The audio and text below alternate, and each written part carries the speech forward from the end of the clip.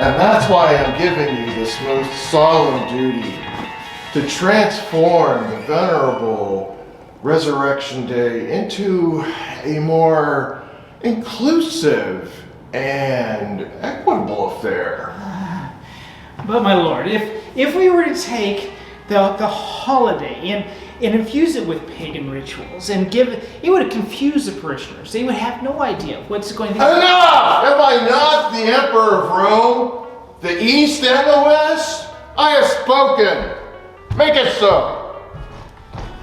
But my lord, did you have an example, some suggestions for us to use? What do you possibly have to use? Or maybe a parade? Welcome to the realm of ecclesiological intrigue, where the clergy finds itself enmeshed and wrapped in a complex web of tradition, politics, and the unyielding march of revisionist history. This anachronistic monastery exists at the edge of reality itself, a cynic shrine to a time that never was, the laws of which appear and exist only in the mind itself. Ladies and gentlemen, welcome to a wondrous world of pure imagination. The next stop, the Skeptic Zone. It just so happens that one of the outcomes of the Council of Nicaea was the establishment of a uniform date celebrating Easter.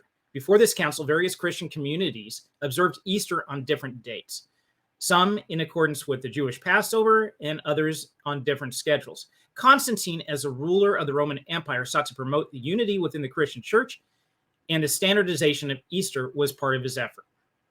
The Council of Nicaea decreed that Easter should be celebrated on Sunday, following the first full moon after the spring equinox. Now, why did they do this? Why did they just do it like a moon type of thing? I think, was that just to confuse the rest of us? Oh, it was just to follow all the other pagan holidays around. That's why. Obviously, that was the case. Obviously. What other holidays do we have in Christianity that are, by the way, the word holiday is holy day, comes from that. What other holidays do we have in Christianity that follow a lunar calendar? Oh, like, Passover. That's not Christian, though. No, well, that's Jewish, right? Yeah. So why, Christmas doesn't. It's always on the 25th of December, or if you're Eastern Orthodox, it's in January. So why would Easter do this? It's got to be pagan, right? There is no other. Well, you mentioned Passover. I mean, the Jewish calendar was a lunar calendar. Right. It was both a mix of lunar and solar. So, yeah. And that is exactly why. Comptus, they used a formula known as computus, which was designed to align Easter with the timing of Passover. Also, while unifying the celebration across all Christian communities. That's what they were to do. So why was Easter aligned with Passover? I mean, what do they have to do with each other? What do you mean?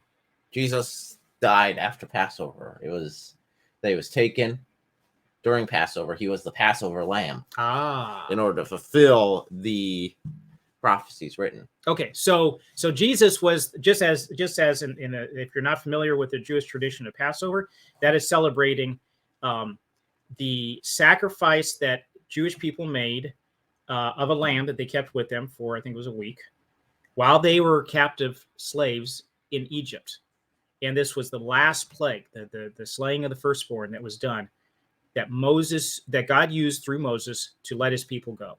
Finally, after this last plague, Pharaoh said, "Enough, get out of here. I don't want you guys around anymore."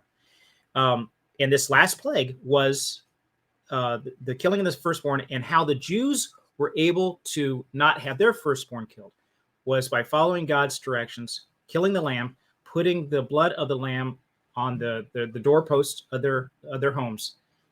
And when the angel of death passed over, he would pass by or pass over these houses that have the blood on them. And Jesus then is the Passover lamb.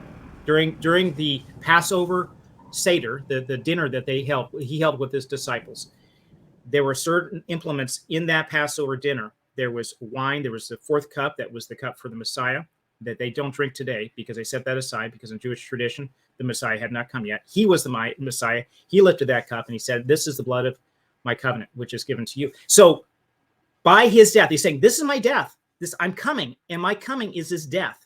And this is what is going to free you from your captivity.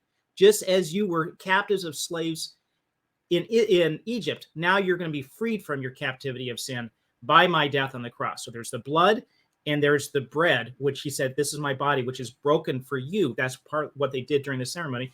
Unleavened bread, stiff, you can snap it, you can break it. And that breaking was his body. He said, this is my body, it's going to be broken. Just like you snap this, it's broken in the same way. So Jesus is referring to the Passover dinner itself. That's on Thursday night, which we would celebrate tonight, right? Yep. This is being Thursday, Monday, Thursday. His Last Supper was the Passover supper. So having Easter follow that was exactly what Christian tradition should have been doing. Because if you're following the actual days going, that's based on a lunar calendar, and that's why Easter moves around all the time. That's why we're surprised. Oh, it's Easter already? I'm surprised. If you looked up at the night sky the last couple of nights, you would have seen full moon pass by. So, hey, here we go. So we are in that tradition. Constantine did not mandate anything about Easter, not its traditions, not its influences, and definitely not its theology. The only thing he did concerning Easter was to tell the church to get their act together and settle on a date. So Constantine, fallacy number one, Constantine did not alter Easter or force any kind of other pagan religions or traditions onto it. None of that happened. So this video is wrong. I'm going to tell you right now, it was fake. It was false. So let's look at the. Thank you for watching this clip from the Newton Sci-Fi podcast. If you enjoyed this clip, please join us live. We'd love to hear from you.